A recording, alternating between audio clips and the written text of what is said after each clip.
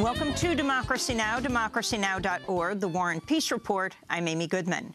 President-elect Donald Trump raised the prospect of a new global arms race Thursday after he suggested on Twitter he would increase the size of the U.S. nuclear arsenal. Trump's tweet read, quote, "The United States must greatly strengthen and expand its nuclear capability until such time as the world comes to its senses regarding nukes," end quote.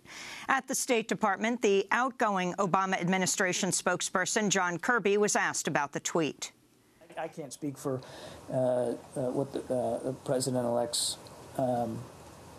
nuclear views or his policy going forward. That's for him and his team to speak to. What I can speak to is the approach that this administration has taken to trying to get us on a path to a world without nuclear weapons.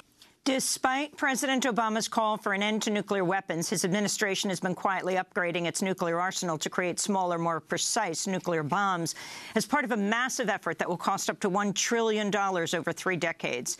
Speaking to MSNBC's Rachel Maddow Thursday, Trump's former campaign manager Kellyanne Conway defended the president-elect's tweet pointing to President Obama's nuclear plans. Mika asked the president-elect, while we had the opportunity, what his position was on trying to clarify the tweet yesterday regarding the nuclear arsenal, and the president-elect told you what?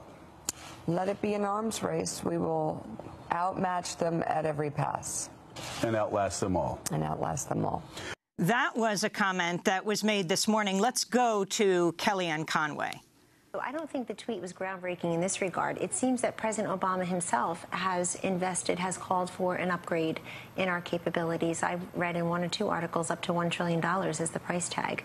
So we all, President Obama, President-elect Trump, everyone shares the same, I think, core value in their first duty is to try to keep us all safe. And we know it's a dangerous world, and that includes nuclear weapons. That was Trump's former campaign manager, Kellyanne Conway, who Trump named yesterday as counselor to the president. This morning, MSNBC host Mika Brzezinski said she spoke briefly to President-elect on the phone and asked him about his nuclear weapons comments. Brzezinski recounted Trump's response during a conversation with co-host Joe Scarborough. We're going to play that clip again.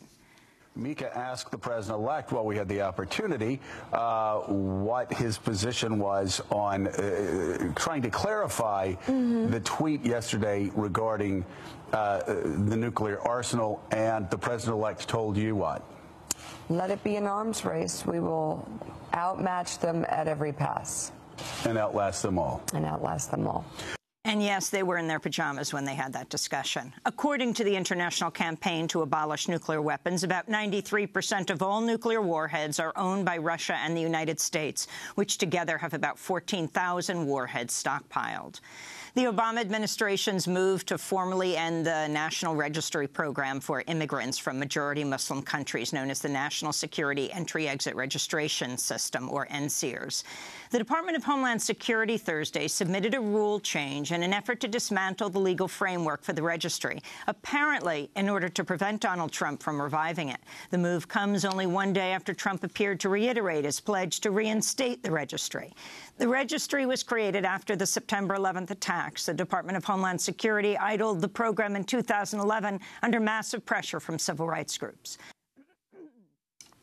Donald Trump's transition team has ordered the State Department to detail which of the agency's jobs and programs focus on gender equality and ending violence against women, in a move that's raised alarm among women's rights advocates in the Foreign Service. The order came in a 1-page memo with the subject heading Gender-Related Staffing, Programming and Funding. The memo comes a week after the Trump transition team asked the Department of Energy to name employees working on climate change.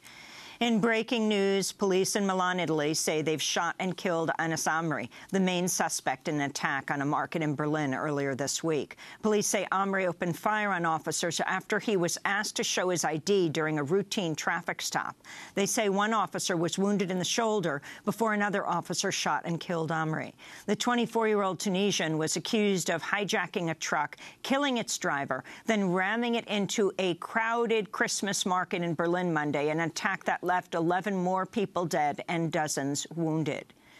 At the United Nations Security Council on Thursday, Egypt abandoned a resolution that would have ordered Israel to halt the construction of illegal Jewish-only settlements on occupied Palestinian lands.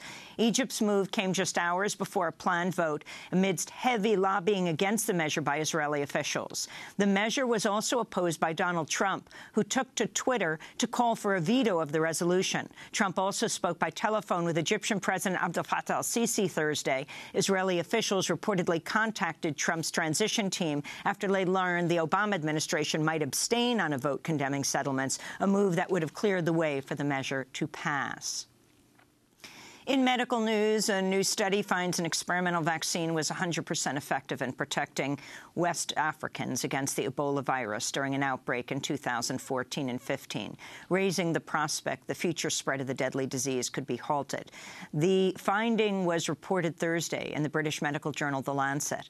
An assistant director general of the World Health Organization said the study compared about 6,000 residents of Guinea who received the vaccine with a similar size group who had not. We have shown is that in the vaccinated people we have had 0 case of Ebola, while at the same time we have had 23 cases in the people who were not vaccinated with Ebola. So you compare 0 to 23 and you can calculate that you have a vaccine which has shown 100% efficacy. Researchers caution that the vaccine has unpleasant side effects and that it only appears to work on one of the 2 most common strains of the Ebola virus. An Ebola outbreak in West Africa in 2014 claimed more than 11,000 lives. Critics say those lives could have been spared if researchers had poured more resources into finding a vaccine years ago. In financial news, Deutsche Bank is set to pay $7.2 billion in fines over its role in the U.S. housing market collapse in a tentative settlement with the U.S. Department of Justice. Between 2005 and 2007, Deutsche Bank packaged toxic mortgages into securities it sold to investors. The tentative deal is barely half the $14 billion fine the Justice Department was seeking. The Wall Street Journal reports the Obama administration scrambled to secure the deal before Donald Trump's inauguration next month. Trump has about $300 million in outstanding debts in Deutsche Bank, and it's not clear whether his administration would have pursued a settlement. Meanwhile, the Justice Department filed suit against British bank Barclays and 2 of its former executives Thursday, charging they misled the public over the sale of tens of billions of dollars in mortgage-backed securities. In the Mediterranean, a hijacked Libyan airliner with more than 110 people on board landed today on the island nation of Malta. State television reported the plane remains on the tarmac at Malta's international airport and that 2 hijackers were threatening to blow up the plane with hand grenades. The flight took off from the Libyan city of Sabah, bound for Tripoli. It's not known if the hijackers have specific demands. In Iraq, 3 suicide car bombs driven by members of ISIS killed at least 15 civilians and 8 Iraqi police officers Thursday as the battle to retake the city of Mosul raged into its 3rd month. The attacks came in a suburb east of Mosul that Iraq's military claimed to have captured weeks ago. The fighting came as many residents of Mosul remained in their homes despite the fierce battles nearby. Many said conditions in camps for displaced people were so poor they would rather risk death. This is Abdullah Murad, who left a camp east of Mosul on Wednesday. Even the simplest necessities are unavailable. We are surrounded by mud. Look at us. This is how it is with the mud. Yesterday, a tent caught fire. It was indescribable. Then the tent was engulfed in flames in 20 seconds, and people died. It is cold, very cold during the night. We are going to try and stay with relatives or in some home. It will be better than the camp. The Canadian government has formally declared high-speed internet access a fundamental right, calling it necessary to the quality of life of all Canadians. The declaration came as Canada's telecommunications agency said this week it aims to provide broadband internet to 100% of Canadians, including those in rural areas and in First Nations communities. Meanwhile, in the U.S., proponents of the open Internet say the incoming Trump administration is poised to do away with net neutrality, the principle that Internet providers should not be allowed to charge media companies for preferential treatment, such as faster speeds for their products and content. Donald Trump's picks for the Federal Communications Commission transition team, former Sprint lobbyist Mark Jameson and former Verizon consultant Jeff Eisenach, both oppose net neutrality.